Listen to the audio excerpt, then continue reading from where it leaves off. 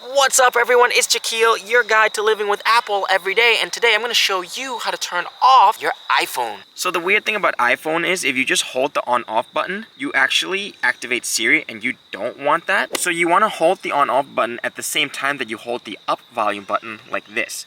And some people can do it in one hand, some people need two hands. So that on-off slide to power off is going to appear. I'm just going to show you again. So let's say your hands are small and you need two hands.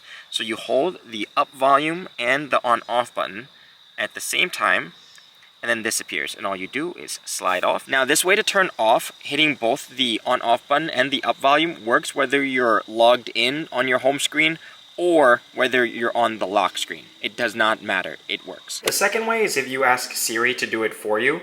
Hey Siri, shut down.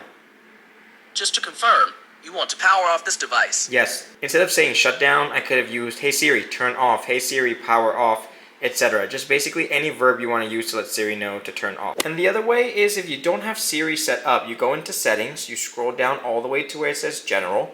At the bottom of general, you see where it says shut down, you click on shut down, and then you slide to power off. Subscribe for more Apple tips.